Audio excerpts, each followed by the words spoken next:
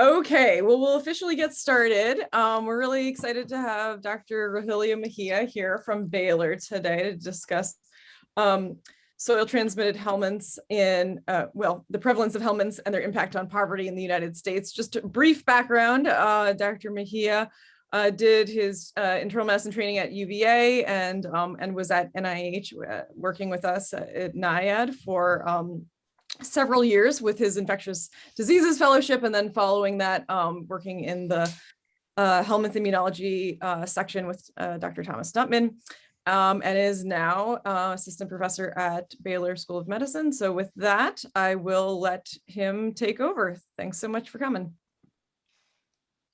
All right. Well, thanks so much, Elise, for inviting me. I guess I'll turn my camera off. I'll leave it on. I'm at home, even though I'm supposed to be at work, but I'm going to head there later. It's so nice to see everybody again, especially Dmitry and Dr. Parenti. And we'll talk a little bit about helminths and poverty in the USA and what I've kind of been working on since I left NIH, and I've been at Baylor in Texas for the last 7 years. So I don't have to go too much in background for this group since everyone's mostly an expert, but there's about 2 billion people infected worldwide at any given time with an intestinal parasite. And when we talk about infections with parasites, polyparasitism is actually the norm, right? You could have a Giardia and an Ascaris and helminths and protozoa, 2 or more parasitic infections at the same time. When I think about the intestinal parasitic infections, there's many more, right? But at least the ones that are the majority include the Ascaris, Toxocaris, Strongyloides, the 3 hookworms, because we were always taught that it was Necator americanus, Ancylostoma duodenale, but now there's enough data that Ancylostoma selanicum actually also causes human disease, that we're actually part of the life cycle. Not like Ancylostoma, the dog, caninum, that causes just larva migrans. But there's enough evidence now that selanicum is actually causing a significant amount of disease, especially in that Southeast Asia region of the world. With the helminths, you get diarrhea, you get malabsorption, you can get growth delays. I throw in the protozoas, even though we want to really mention helminths in this talk, but the Giardia, the cryptosporidiums, and Entomoebas, these can be mostly asymptomatic, but if you do get symptoms, you're going to have abdominal pain, diarrhea, and nausea. Microscopy is still one of the main ways of diagnosing these parasites, and I heard Dr. Mitri talking about OMPs in the pre-banter before the talk, and that's what it is, right? A microscopy using an OMP. It can be very poorly sensitive, down to 50%. And it depends on, of course, on the person doing the microbiologist doing the exam. But also, if you're in a research-rich country and you don't see a lot of parasites, you don't have enough practice, and so you can have a higher chance of missing. I remember one of my biggest collaborators is Phil Cooper in Ecuador, and he would always tell me a story of how a lot of parasites in Ecuador, and how in the morning when they were doing these 300 or 400 OMPs a day, or Cato cats, there was more parasites found before lunch, and there was a significant decrease after lunch. And it wasn't that there was less parasites, it's just that people get tired. People get tired of looking at microscopy all day. So there was a false negative rate that increased in people just scanning quicker and just getting ready to go home at the end of the day. So microscopy has a lot of subjectiveness to it. So, one of the big things that I did when I was at NIH was develop this PCR, and that's what I've really been working on for the past few years, just implementing it around the world.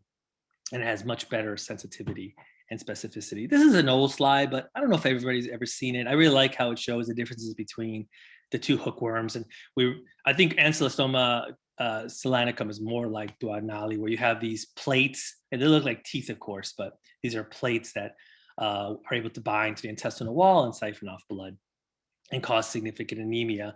The Necator is much smaller than the Ancylostoma, and it has less of, I don't want to say a voracious, but it is less anemia causing.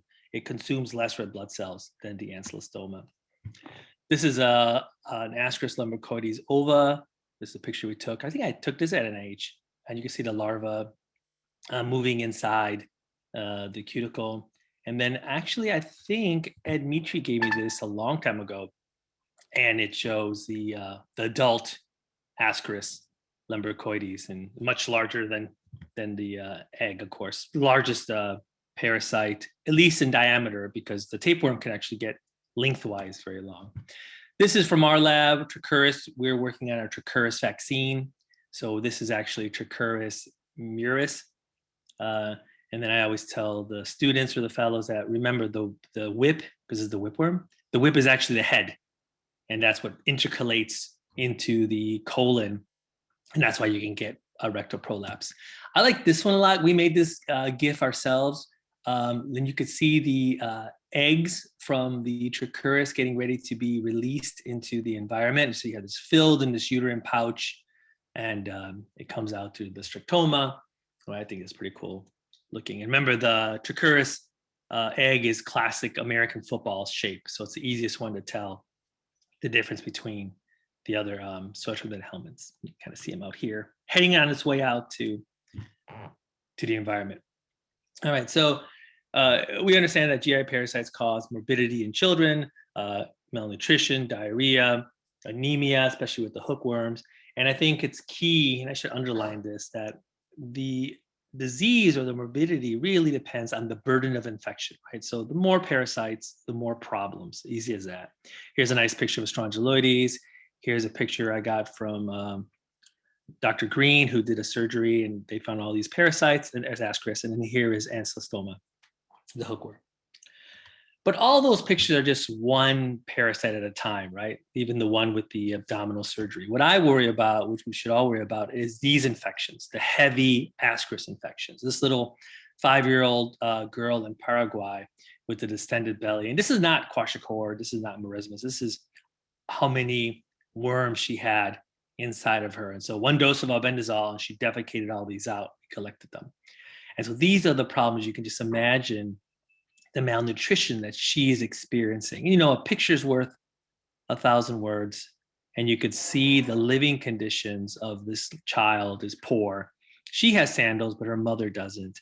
And so you can imagine there's already plenty of parasite infections, and there's probably lots of food scarcity. So there's not enough food to meet her nutritional needs as she develops.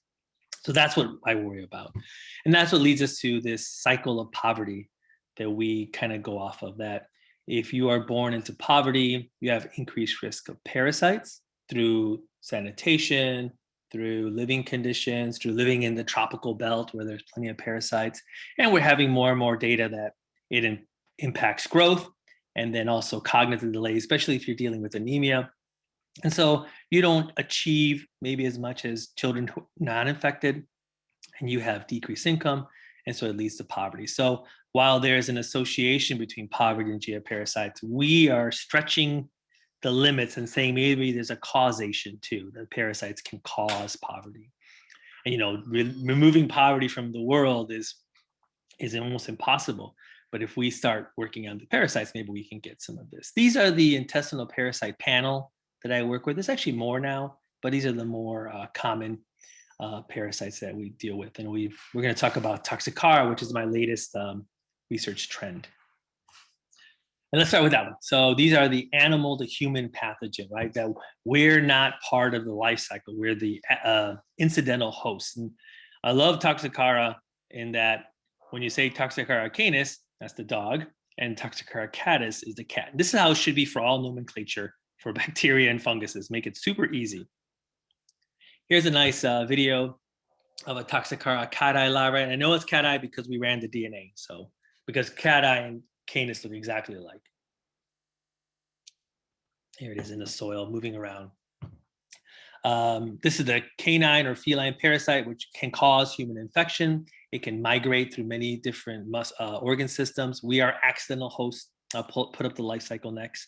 And I put up the picture that we took just to show that you could see how thick the cuticle or the egg layer is, the outside egg layer. And so you can imagine how it can survive in the soil for years. So even if you were to remove all animals from a region, dogs and cats, for a certain amount of time, sooner or later, they're going to come back, or they'll there'll be a new vector or a new reservoir, and the eggs will be there for years, and they can become infectious. So that's what makes it so hard to get rid of from the environment. Here's the classic life cycle of toxo, where you have the herbivores, the rabbits, the mice, who are consuming the grass and the other vegetables on the ground, and they're getting exposed to the eggs. The puppy or the cat or the dog will consume the meat, the tissue, right? And then they have the male, female adult worms, and they release into the environment. You get this happy cycle. And then we come along, and you have little Timmy here playing in a sandbox, and he gets exposed to Toxocara eggs, and this larva can then go to the brain, can go to the lungs, and the eyes. And so I guess if the dogs or cats started eating us, then we would become part of the life cycle. So good thing that's not occurring. So what's some of the seroprevalence? There's not a lot of data on Toxocara in humans, but they do have some, and you could see how in the United States it ranges between 10%, 5 to 10%. Now I'll show some data on the exact numbers. And we have some good studies in Latin America, but really parts of Africa, very little data. All throughout Asia, very little data. And so there's a lot more to be done. There's a little bit of a hotspot here in Southeast Asia. It's listed by the CDC as one of our 5 neglected parasitic infections, right? So you have this infection of poverty, and they say how there's a definitely correlation to an underserved population, usually minority, but it's based on income. So it's a disease of poverty. I like this graph. It shows that 70 people are blinded by a parasite a year. This is probably underdiagnosed because it is difficult to diagnose sometimes. And so you can imagine if 70 people have been diagnosed with toxocariasis or ocular toxocariasis, could be much more. And so most people are asymptomatic or may never become ill. And, I always think about changing that word from asymptomatic to subclinical, meaning they don't have overt signs, right? These are silent infections. But could we be having the same things that we see in resource-limited countries like in Latin America, where they're showing signs of neurological or cognitive delays in children? The association with psychiatric inpatients is likely due to their eating habits. They have probably some geophagia, but it has nothing to do with psychosis in itself. It doesn't cause psychosis. And then it's also associated with chronic health problems. We're showing more and more data that it could be related to asthma. It could be related to these other immunogenic processes. Ocular toxocariasis, probably the easiest one to diagnose because ophthalmology will either be concerned for something like toxo, and they'll send you to ID, or you actually get blindness. Visceral, much less common, especially in adults, but if you're in a pediatric population, we will see them here in Houston occasionally. And the 3 classic signs and symptoms for the fellows would be eosinophilia, and we're talking the most eosinophilia you're going to see from a parasite. It's not 800, it's not 1,000, it's 10,000, 15,000. It's enough where you start worrying about, is this some type of malignancy? Is this some type of hypereosinophilic syndrome? It's a major immunological response. The rash, you can have it as it travels through whatever part of the body. And then the eye lesion is another one. And here's another little boy eating dirt. So who's at risk?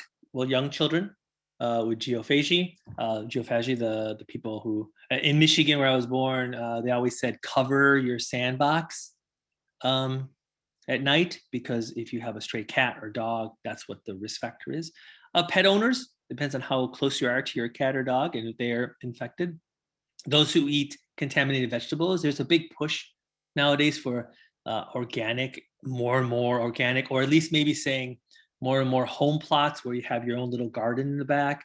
And if you're not washing your vegetables properly, you can be exposed. Undercooked meat, that's a lot less likely. And then, of course, the poverty or rural setting. So the prevalence of Toxocara ranges. It ranges because there was 2 main studies from the NHANES. And from the fellows, if you ever write down that word NHANES, because it's a method where they have all these stored blood samples and you can requisition and they have all this data. And if you do it right, you can do a study that's on a whole nationwide level. You don't have to collect, you don't have to enroll anybody. It's already been all enrolled for you. So one of the first NHANES for Toxocara was back in the 80s and 90s. And this was done with a crude antigen test. Crude antigen meaning that they take Toxocara, they grind it up, and that's what they use as the antigen for the ELISA. So there's a lot of problems with that where there's false positives. Any other parasite this patient had can cross-react and give you a false positive Toxocara. But they did found 14% overall seroprevalence in Americans, and it was more than 20% in African Americans and then 12% in Caucasians. So probably 2-to-1 ratio, and this was based also on income, that you found it higher in this population.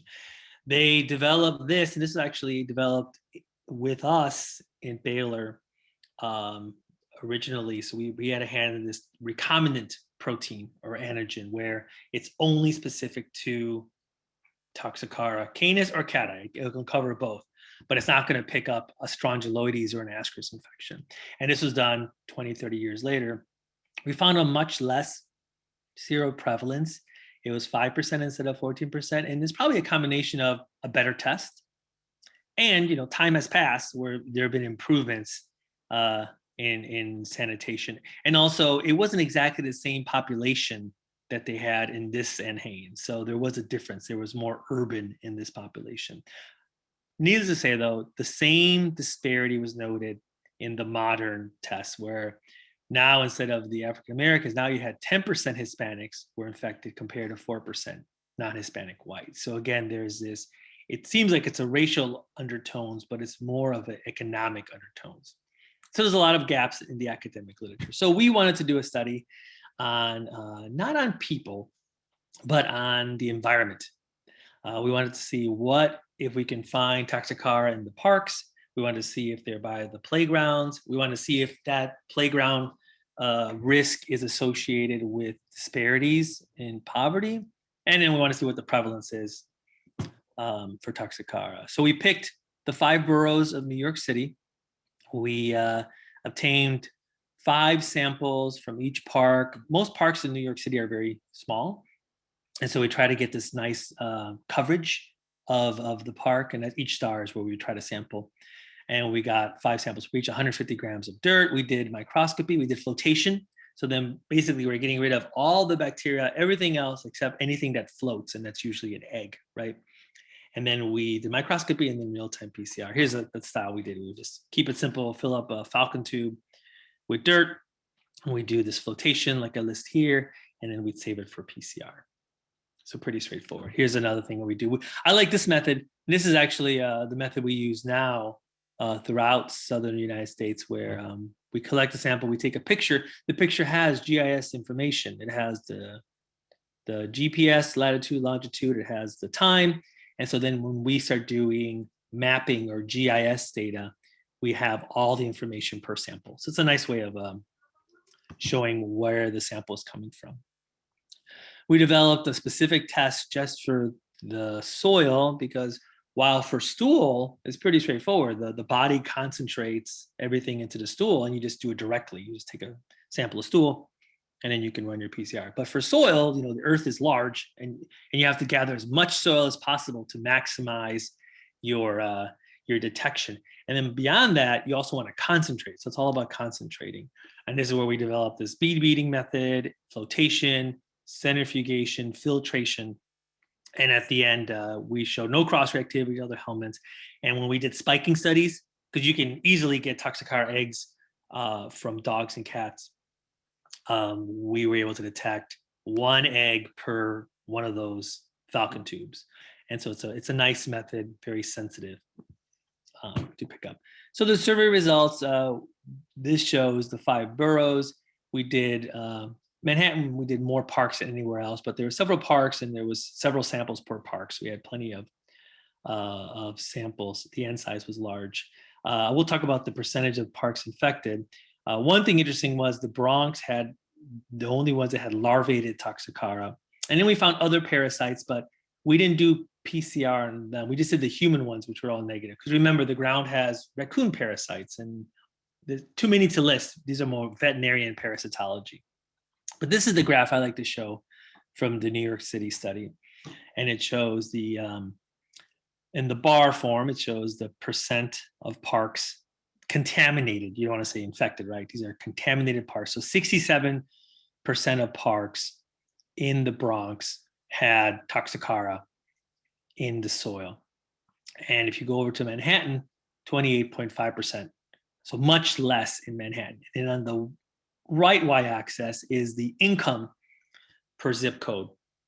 And that's per park too. And so you could see how the income in the Bronx is ranging around $26,000 a year, which is really low, especially in New York. And they had the highest. So it's an inverse relationship between, or a direct relationship between poverty and having contaminating soil. And then Manhattan, it was closer to 100,000, which is probably still not a lot of money in Manhattan, but they all had much less.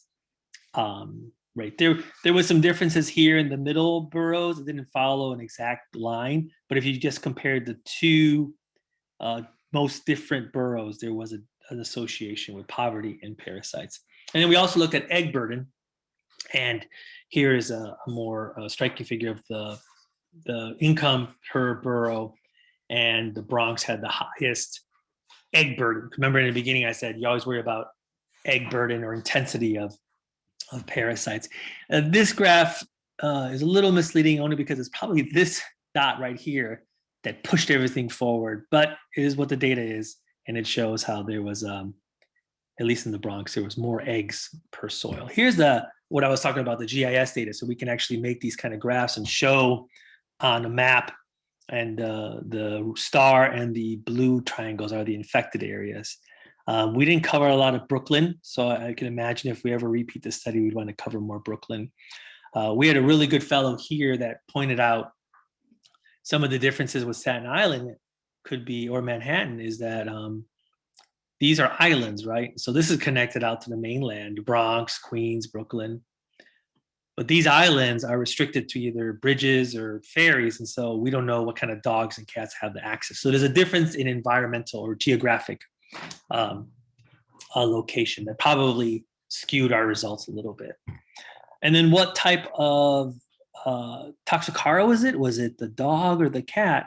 And my money when we were first doing it was, it's got to be dog. When I go to Argentina, when I go to Guatemala, there's packs of stray dogs and they roam the countryside. I never see cats, but it was all cat. And it makes sense because New York is not Guatemala. And we have, I think, a more robust, humane society where they'll pick up large dogs quicker. Or a lot of these parks in New York City have fences. And while a dog's not able to enter, a cat can easily fit through a turnstile or jump a tree or even through the gratings. Another interesting thing is in the US, we deworm our dogs, right? I have 2 dogs and we deworm them once a month. But I'm not a cat person, but I've been told we don't deworm cats. And so that's another thing that could be happening. And so I show this graph just to show that just like anything else, we were able to use the PCR to actually calculate how many eggs were seen in the sample. And it's a very robust test. So the conclusion for the New York study for Toxocara is that it's common in many play areas in New York City. And it has a potential health risk for children with pica. And you could say, well, my children won't have pica, but I know I have 2 children and they're older now, but when they were 3, they would put everything in their mouth, or they would have the 5-second rule. You drop something on the ground, a popsicle, a lollipop, and you put it back in your mouth. And remember, the Toxocara eggs are microscopic. So even if you brush it off, it could still be there. Intensity of contamination did vary between borough, and it was really associated with the Bronx, which is the poorer of the 5 boroughs. The poorer borough also had the higher prevalence and also had larvated eggs too. That might be due to the temperature and the climate. When we collected these samples, we had to do them throughout the year, and the Bronx was collected near the summertime, meaning that there's more heat, and so then the eggs can become larvated. And then the sequencing and the PCR showed that it was Toxocara cati for Toxocara. And so then we'll leave the Toxocara and leave New York, an urban environment that we show high prevalence of contamination of the soil. Now we'll enter to Alabama or the southern United States in a rural environment. And this is where we wanted to use our assay to see what the prevalence of parasites in the US and if it's still a problem. And we picked Alabama just from almost like a convenience sample where we had close community organizers who were able to work with us. But Alabama is actually historically endemic for hookworm. There was some counties with 60% infection rates, and this is in the 30s, and then post-World War II in the 50s. You could see some of these areas. Look at Coffee County, 61%. And if you look at Washington, 22%, or Geneva, 31% of people. This was both white and African American people living in poverty at this time. So there was quite a bit of infections that were noted. Then 40 years passed, no one's done a study. There was one graduate student who did a survey in 1993, and it wasn't even published. It was just published in her master's thesis. And I think it was like 5% hookworm was left in this one very poor area. But we wanted to go back in the modern era, in the 2000s and 10s, in this decade, last decade. And we wanted to see what the conditions were. And so the current conditions in Alabama are pretty severe in that in the rural areas, because of poverty, they mostly live below the poverty level. They can't afford septic systems. And because of the black soils are called and the high water table, you can't have a passive septic system. You have to have an active one, which means it's more expensive. So they really can't afford any kind of septic tank. And so this institution, headed by Catherine Flowers, who just won the MacArthur Genius Award for this work, which is great, got us involved, and we went down to look at the environment and then sample the population. And so because of the septic tank problem, many people will have water from the city, meaning they get water from a well or water from a small tube that's provided by the city, but they don't have sewage. So then they take a straight pipe. It's called straight piping, where they take a long PVC tube and go as far away from the trailer or from the home as possible. And then that's where all the excrement will be deposited. And then the problem is Alabama has a high water table. It's hilly and it rains. And so then everything here gets spread out through the entire environment. So the methods we wanted to do is we were aiming for 100 participants from this previously endemic area for hookworm in Loudoun County. We got 67 questionnaires. We were looking for age. We kind of did gender. We asked for sex. We did asthma. Anybody had asthma? Anybody had diarrhea? Was there any reported sewage inside the home? Because when it floods, that's what they would report. And so we have the data here. But it was hard to get, like I went myself to try to get these samples, and there really was a lot of mistrust. Very nice people, amazing hospitality, amazing barbecue in Alabama, and I live in Texas, so you can imagine, really wonderful people, but a lot of mistrust. So at most we were able to get is 55 patient samples to run our PCR, and the results were, at least in my opinion, very surprising, because 34% of at-risk people, every house we sampled had either no septic system or a broken septic system. So this is not the population, this is not the prevalence of hookworm in Alabama. This is the prevalence of hookworm in an at-risk population in Alabama. I didn't find any Ascaris, but found some strongyloides, which is also kind of novel. We all know that strongyloides can be out in Kentucky, but there's very few or none reports of strongyloides in Alabama. No Giardia, and then one patient with Entamoeba histolytica, which was noted. So quite a bit of Necator americanus. The qPCR can really detect low levels of parasite DNA. This is how I just show the scale of the parasite group here, and then you can really pick it down into the low femtograms per microliter.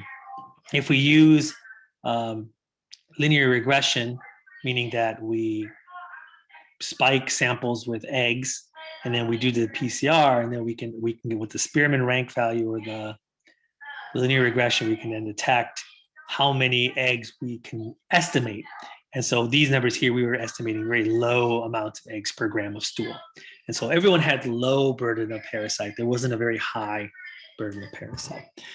So we were wondering about environmental exposures because remember, raw sewage entered the homes and nothing was significant. And again, the sample size is so small, and that's what the problem is. But it's still striking to look at the numbers here. We have how many people with raw sewage in the home reported having raw sewage in the home, also having the cater or any parasitic infection. And the problem is the uninfected also had a very high number too in the report. So there's a lot more to do here, and that's what the plan is. So for the Alabama side of it, from the moving away from the urban now to the rural, we showed that all the positives had low levels of parasite DNA. There are false positives. It's always a question I get asked, could this be a false positive? But the PCR is very specific, and this has been tested.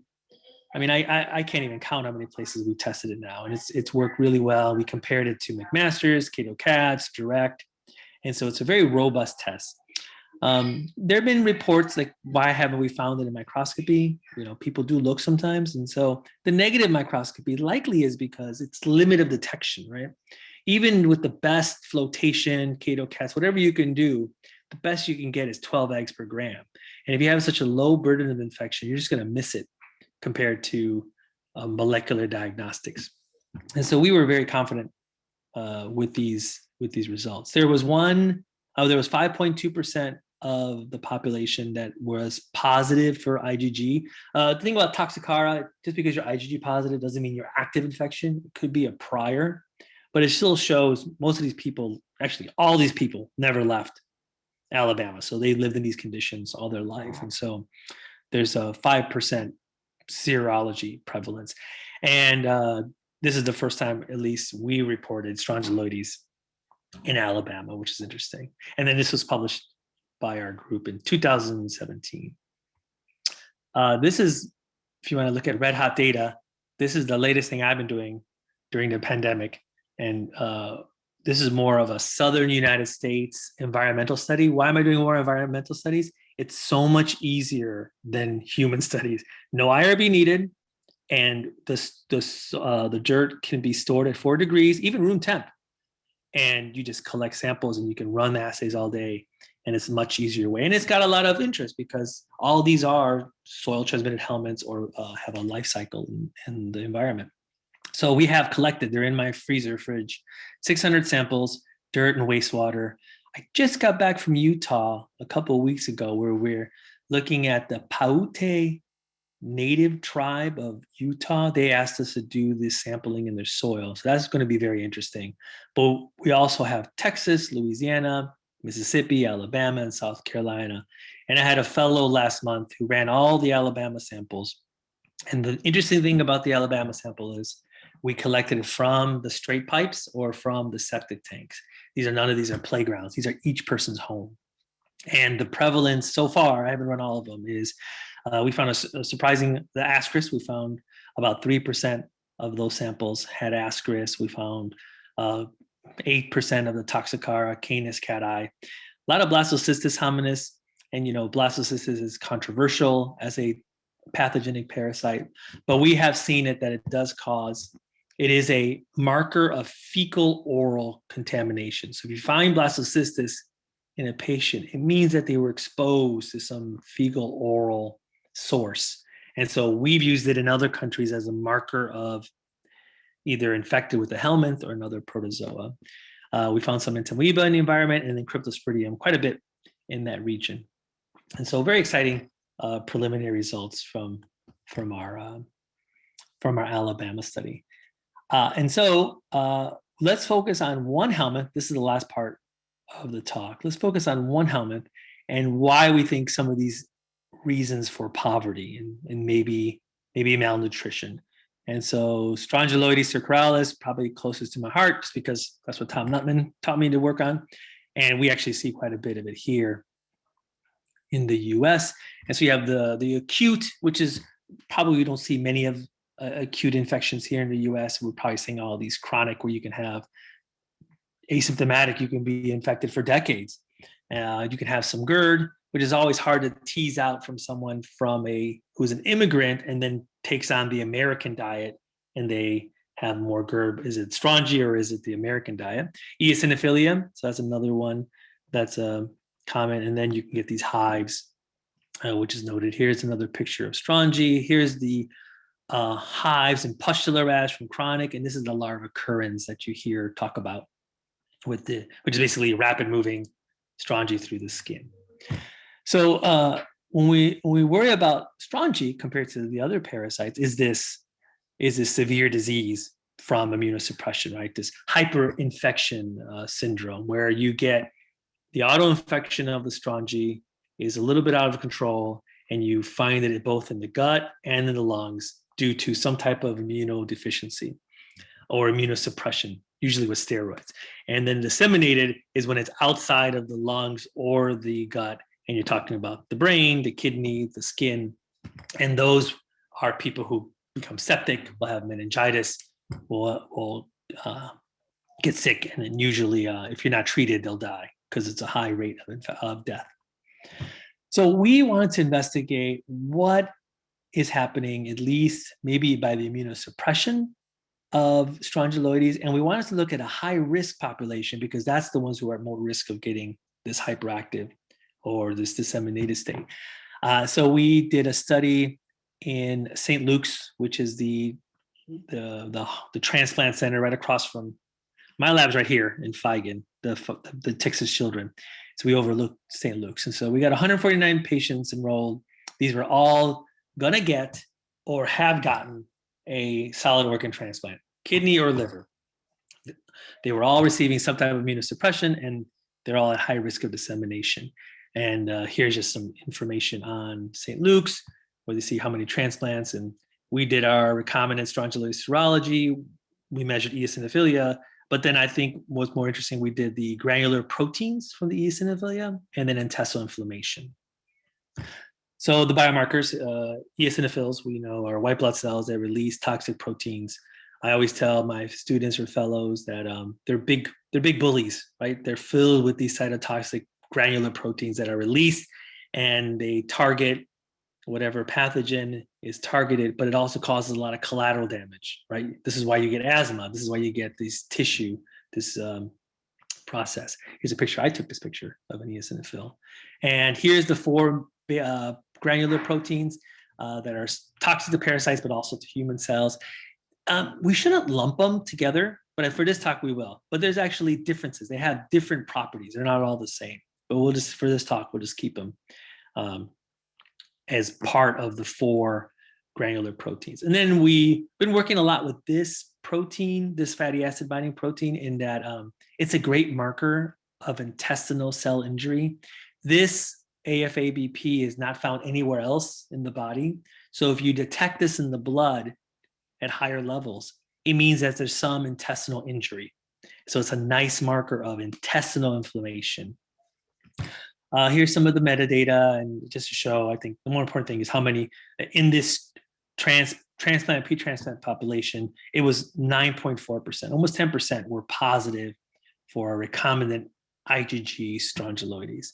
The significance here being that this was statistically significant because mostly from South America, and that's where our population comes from. But of the positives, almost 10% were positive for strongyloides.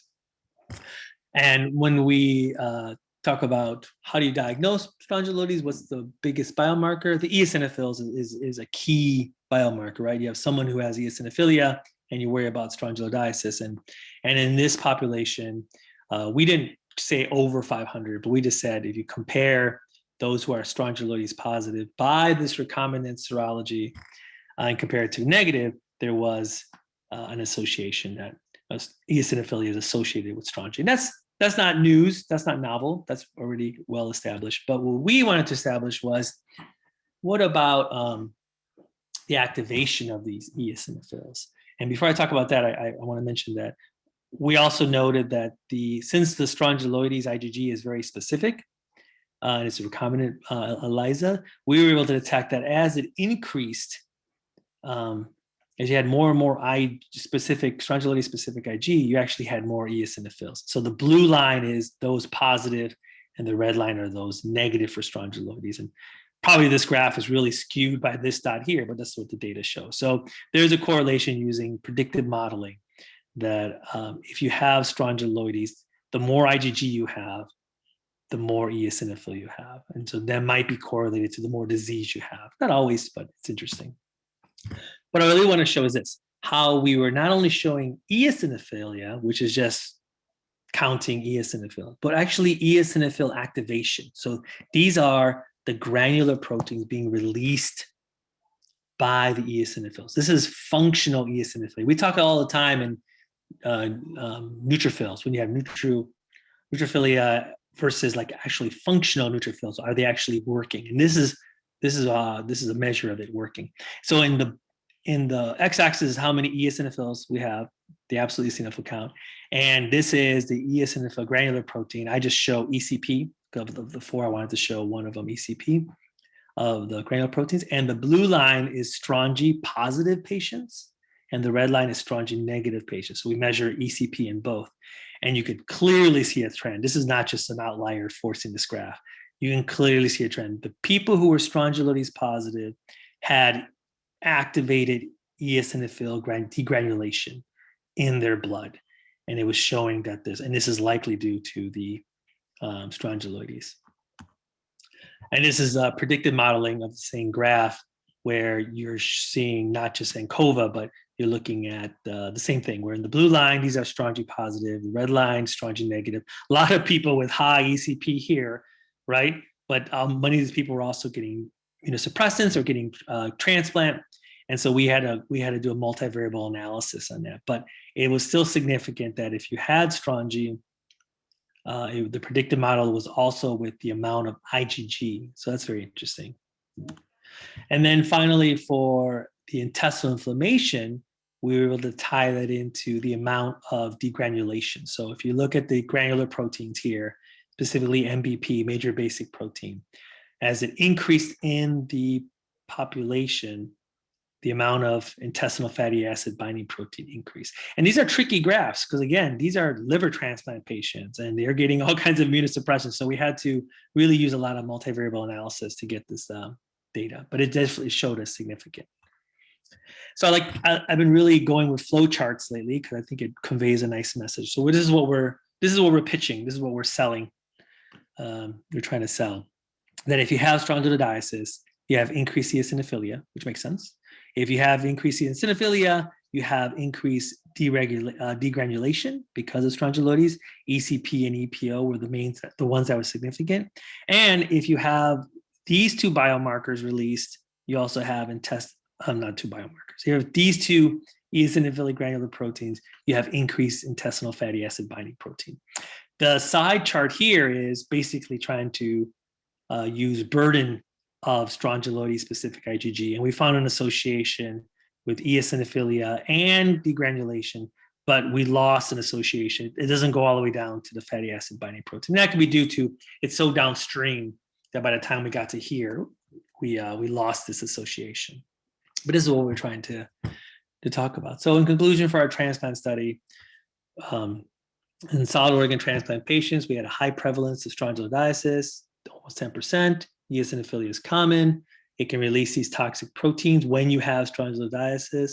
These toxic proteins are associated with intestinal inflammation. And then that final statement just brings it right back to malabsorption nutrition, that these parasites, or at least strongyloides, can be causing intestinal inflammation, which can lead to malabsorption and nutritional insufficiency, right? And so that's what we're trying to gather more and more data of why or how it happens. And then we published this data in CID last year. So we go back to our vicious cycle of poverty, and we now make it a more expanded graph where you have poverty leads to poor sanitation, like we showed in Alabama, soil contamination, like our more recent soil studies, which can lead to parasite infections. There's a lot of data on growth and cognitive delays, which causes decreased income and poverty.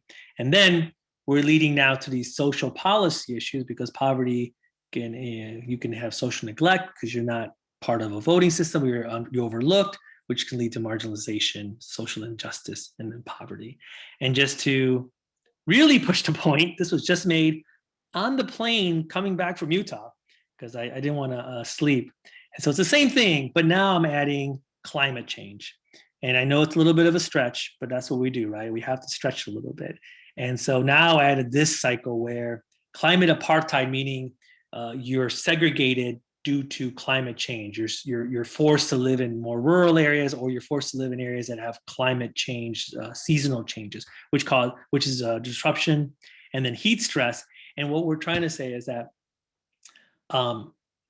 with these longer summers and shorter winters, these parasites can survive longer. So if you want to talk about the season of infection is longer nowadays because of climate change. So that's my little poverty nexus. And I just want to thank everyone from Baylor. I should have thanked people from NIH too, because they were part of this. But I'll take any questions. Okay, thanks so much, Rojelio. And so if anybody has questions, they can put them in the chat, or I see the chat. Yeah.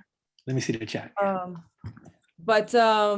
Or just pipe in. But okay, well, we're getting some now. Yeah, so, I'm looking at them now. So okay, so how high is your level of concern about strongyloides hyperinfection syndrome in patients in Southeast USA being treated with steroids for COVID-19 or other common conditions, thinking about the long-term outlook for COVID as another, quote, disease of the poor, unquote? Right. That's a perfect question from I think it's Hannah. From Hannah Axelrod. Yes. Yeah, perfect question. We've talked about it. Like, there's actually been some papers on, because it's just steroids, and so we're giving dexamethasone in the ICUs. And so at least in Houston, we make sure everyone gets ivermectin and we test for strongyloides. But yeah, it's very concerning, especially in Alabama, where the rates were very high.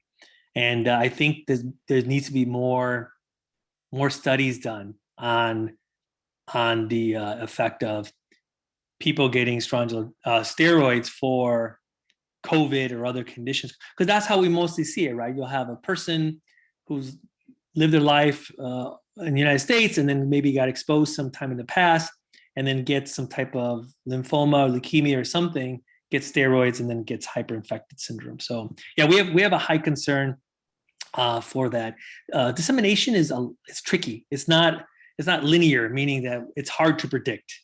But yeah, we are worried about that. Well, this is my own question. Yeah. So have you looked at or thought about looking at places in Texas? I'm sure there's very rural areas of Texas. Yeah, so I didn't add it to the list. Like, initially I had like my microbiome data, but it was too much work. It was too much data to show. But we published. It's been a very productive pandemic year because we're all just writing. But we published a study. It's called the prevalence of parasites in a low rural setting in Texas, and it's right outside Austin in this unincorporated area. We found 16% strongyloides. We found a lot of blastocystis, and we found a lot of Toxocara. So yeah, we're finding quite a bit of it in Texas too. So I'm curious, like, how that's informed your either screening or empiric treatment then with ivermectin in people without a travel history, and if you are you thinking about reframing like a socioeconomic history taking sort of thing, or what in people that have not traveled? Yeah, that's a good question, Elise. So luckily we have people who are social scientists who figure like the question on economics, because it's hard because it's a whole different science field, right? But yeah, I would say that we have to change our concept and ask more questions on, socioeconomic status is so hard to. It's hard, yeah. It's hard, right? Because even like in Ecuador, where like Phil Cooper, all he can do is have like a rating of 1, 2, or 3. And it doesn't really state what's going on in a household, because you could have a family and let's say they earn the same amount of money in a poor area, but one family has 5 children and the other family has 10 children.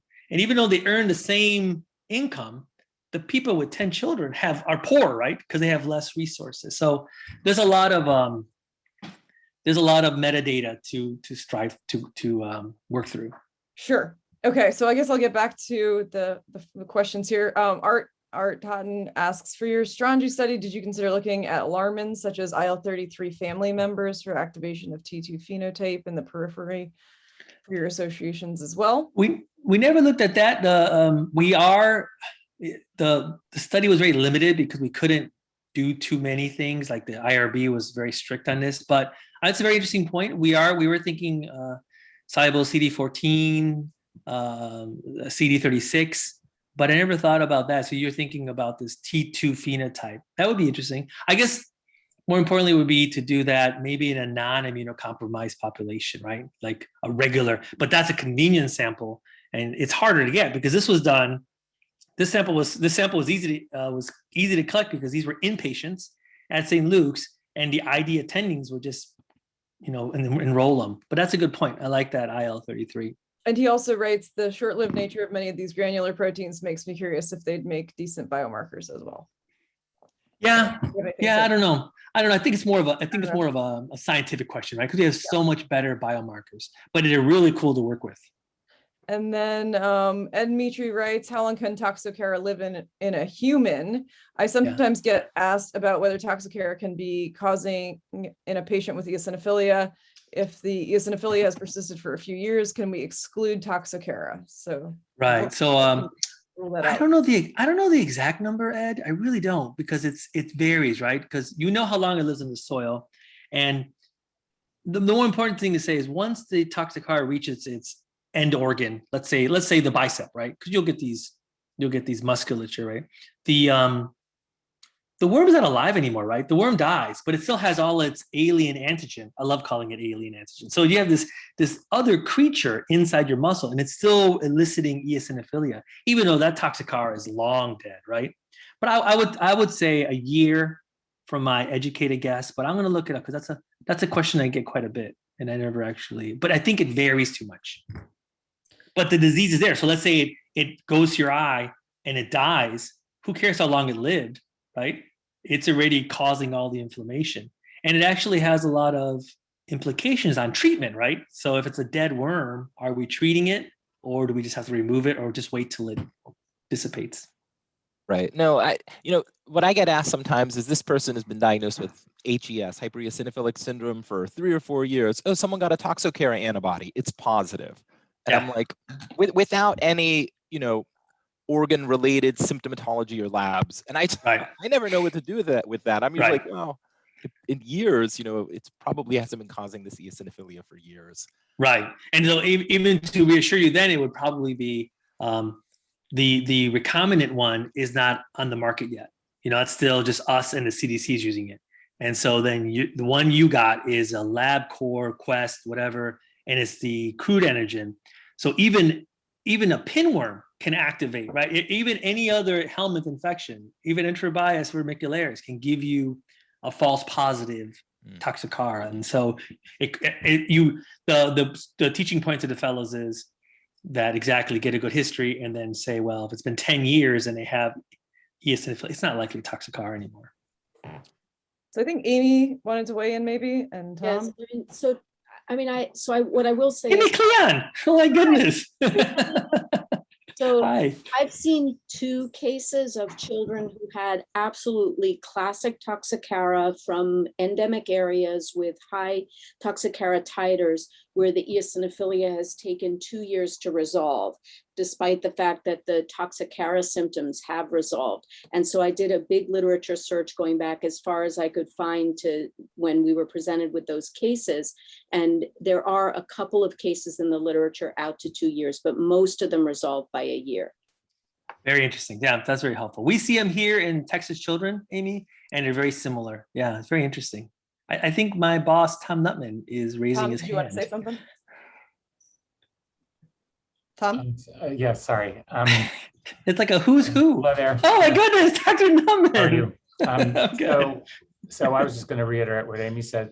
There's a huge literature because for many years these parasites, Toxocara, never got treated with anything, and so there's huge numbers of case reports in the literature where people essentially just followed them on a longitudinal basis, and if I remember largely, it's just what Amy said, that almost everybody, in the absence of treatment, resolves their eosinophilia, which often is massive, by a year. And I think that the idea of these sort of depot antigen, dead larvae releasing antigen and driving eosinophilia, I mean, it's possible, but I think in general, the data would suggest that probably about a year is the lifespan of the adults, or I mean, sorry, the lifespan of the with the parasite in the human. So.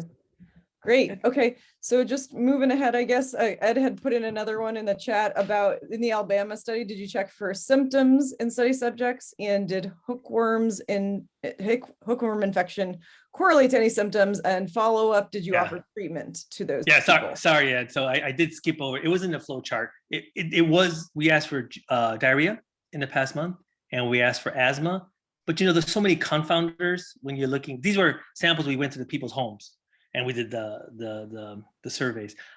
Nothing was significant because of the small sample size, but that's the next stage, right? We want to correlate to symptomatology. And then we did offer treatment. This is before albendazole was incredibly expensive, right? And so they were treated by their primary care. Interesting note, recently this year, one Mark Cuban from Shark Tank, does anybody know the billionaire Mark Cuban? He gave me 5,000 doses of albendazole, because this is my life now. And they're sitting in my office in these big boxes, because they are now going to make albendazole in Dallas for $15 a pill instead of the $500 that it cost in the pharmacy. So that's the recent way we're going. We have 5,000 doses of albendazole to be used. Great. Good. Okay. Is there any correlation between Toxocara prevalence and dog bites or rabies prevalence in some poor areas? Thinking about social inequities of distribution of these diseases, such as lack of immunization. I don't know. That'd be a good question. I don't know. We don't look too much in rabies, because rabies is really rare, right? Especially in the US. But I don't know of any correlation. That could be something we can ask, or at least pets, right? Do you have a dog as a pet? Have you ever been bitten? Yeah. Okay. So, and from Adrian Scholler, is the burden of infection associated with symptoms or severity of Toxocara? Well, because since we're accidental hosts, I can imagine it will, right? Because you can imagine. But I think the fact that it can travel anywhere in the organ systems, that if it ends up in a spot, you can get a bad location. But if you get a big enough load, you're going to get more dissemination, and so there's more of a chance of going to an organ that will cause more damage. So I can assume it's gonna be associated. We don't have any evidence though. And from Subash, nice Subash. talking to Rojelio. Sorry, it's like a who's who. I know. Have you examined calprotectin or other inflammatory markers in the stool samples of any of your Helminth studies? No, but that's a good one. That's a good thought. I didn't really get into calprotectin, but I've been seeing it, and so we have all the samples.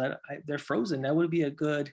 So you're saying, we match that to the intestinal fatty acid binding protein, and then we say that it's definitely showing intestinal damage. Huh? I like that. I'll look into it. And from Dr. Ruiz, Washington Hospital Center. Hi, Dr. Ruiz. Is there any US group that you would not test for strongyloides before immunosuppression? It seems we might not be good at eliciting poverty. We always ask, she always asks about septic system and travel, which is very important to me because I do not. It's a good question for sure. I don't know. I would say, I don't know. It's really, who would I not ask? I guess. Or who would you not test? Yeah, I mean, I think the cold states, but then it becomes for strongyloides specifically, what's the risk factor? I was born in Detroit, right? Michigan. What's the risk factor for me getting strongyloides in Detroit, Michigan? Probably very low, right? But I also did my residency in Virginia, and it's getting a little warmer. And I think it just really depends on, what we call the tropical disease. Now if you go then to Toxocara, I just showed all the data that we found in New York City. And last time I checked, New York, it's very cold, but these parasites are still remaining inside the animal reservoir. but I think it depends on the parasite. Yeah, it might be interesting to do a SARA survey of school children in the areas or something. Yeah. So, and then I think the last question from Alexander Ganta is, would you recommend periodic blind deworming for vulnerable groups, and how often? In the US, I think it'd be controversial, don't you? It would be controversial. And then we always say the same thing. Without the human data for some Without the human data. And then we always say the same thing, even in Ecuador, even in Argentina, wherever I go, we deworm all the time. You know, we just published a paper in Honduras where they deworm twice a year with albendazole, and it's still 50% Toxocaris. Now, Toxocaris does have an inherent albendazole resistance, but we're still finding Ascaris, we're still finding, because people go right back to their homes where they get infected. So that's the deworming is the band-aid, right? The cure is attacking the life cycle, the septic tanks, the transmission. But I think yeah, go ahead. Don't you think that most of the data on sort of the benefits of deworming too are in heavy infections? I would think so. Sure. That they're heavy.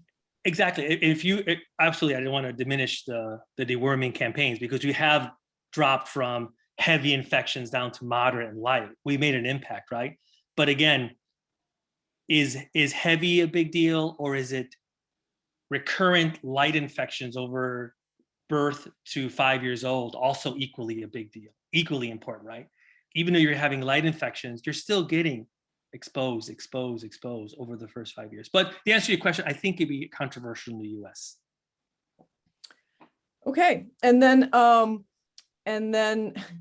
we have a lot same of with me, Marilena, good in Mexico. job, thank you. We would get, Marilena, we would get deworming, una purga, and we would say in Spanish, una purga in Mexico to deworm us. Excellent. Okay, well, I guess with that, we're about at 1 o'clock. So thanks so much. It was great to have you here, and thank you for all the questions and discussion.